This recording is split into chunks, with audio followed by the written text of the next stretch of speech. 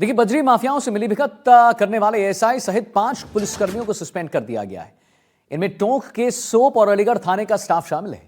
पिछले दिनों Rajasthan police DGP ने टोंक के पीपलू और बरौनी थाने के थानेदार निलंबित किए थे, जिनकी बजरी माफियाओं से मिलीभगत मिली थी। अब टोंक पुलिस अधीक्षक राजेंद्र मीणा ने बड़ी कार्रवाई को अंजाम दिया है। एसपी ने अपने आदेश में विभागीय जांच का हवाला दिया है। उनका कहना है कि ड्यूटी में लापरवाही बरती गई, जितनी सख्ती से ड्यूटी करनी चाहिए वो नहीं की गई, इसलिए सस्पेंड कर दिया गया। निलंबित पुलिस वालों के ऑडियो और वीडियो भी वायरल हुए हैं। निलंबित होने वालों में एक एसआई है, एक हेड कांस्टेबल है, एक चालक कांस्टेबल है और 2 कांस्टेबल शामिल हैं। गौरतलब है कि अलीगढ़ पुलिस थाने के हेड कांस्टेबल सत्यप्रकाश का बजरी माफियाओं के साथ मोबाइल पर किए गए मिलीभगत की 2 कॉल रिकॉर्डिंग सोशल मीडिया पर जमकर वायरल हुई थी। एसपी राजेश कुमार मीणा द्वारा इन दोनों कॉल रिकॉर्डिंग को लेकर जांच भी कराई गई थी और अलीगढ़ पुलिस थाने के ही कांस्टेबल ओम प्रकाश को तो इससे पहले भी बजरी के माफिया के मामले में लिप्तता पाए जाने पर 2 बार निलंबित किया गया है। ये तीसरा अवसर है जब बजरी माफियाओं से उनकी मिलीभगत के चलते उन्हें जांच पेंडिंग बताते हुए निलंबित किया गया है। तो वीडियो और ऑडियो वायरल होने के बाद एक्शन हुआ है और ये पहली बार नहीं है, जैसा हम अपने दर्शकों को बार बार बता रहे हैं कि पहली बार नहीं है, ये तीसरी बार है जब ऐसा हुआ है, जब इनका निलंबन हुआ है। एएसआई, हेड कांस्टेबल, चालक कांस्टेबल और 2 कांस्टेबल जो हैं वो यहां पर नापे गए हैं।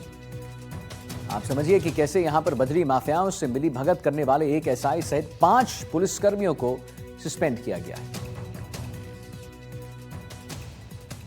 हमारे साथ रवीश टेलर जुड़े हुए हैं, टोंक से लाइव हैं। रवीश, सबसे बड़ी बात और सबसे हैरान करने वाली बात यह है कि पहली बार नहीं है जब इनकी संलिप्तता पाई गई है। यह तीसरा अवसर है जब बजरी माफियाओं से उनकी मिलीभगत के साक्ष्य मिले हैं, कि प्रूफ मिले हैं। लेकिन अब मुझे लगता है कि एक उचित कार्रवाई और यूं कहें कि एक ठोस कार्रवाई जरूर होनी चाहिए इसमें।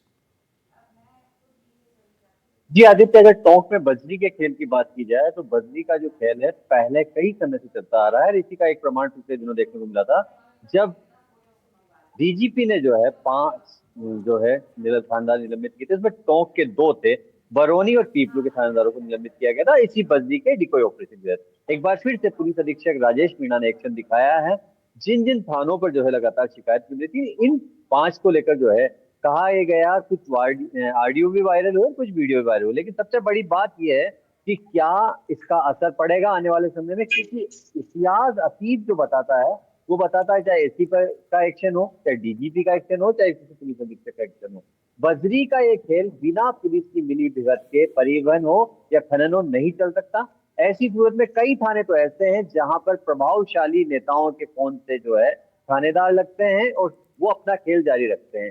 टोंक की अगर हम बात करें तो देवली से लेकर दूनी घाट, मेंदवास, बरौनी, पीपलू, निवाई सदर, तमाम ऐसे थाने हैं जहां से होकर जो परिवहन होता है अवैध बजरी का।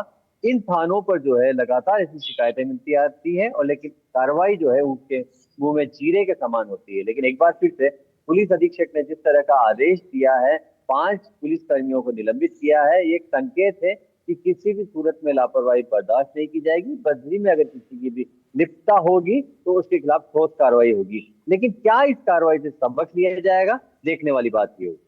देखने वाली बात यह है रवीश। चलिए ठीक है, बहुत बहुत धन्यवाद रवीश, महत्वपूर्ण जानकारी आपने दी है। और अब आइए आगे बढ़ें। करौली से एक बड़ी खबर आ रही है, उसके बारे में पहले आपको बता दूं मैं।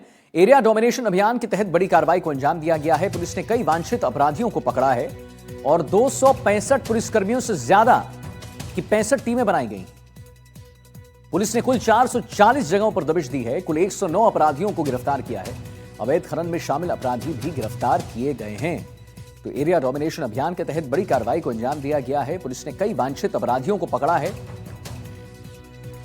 267 पुलिसकर्मियों ने 65 टीमों का गठन किया और एक साथ छापेमारी की कार्रवाई को अंजाम दिया है। 440 जगहों पर दबिश दी गई है, जैसा हमने आपको पहले भी बताया। और कुल ये समझिए कि 109 अपराधियों को धर दबोचा गया है, गिरफ्तार किया गया है। अवैध खनन में शामिल अपराधी भी यहां पर गिरफ्तार हुए हैं।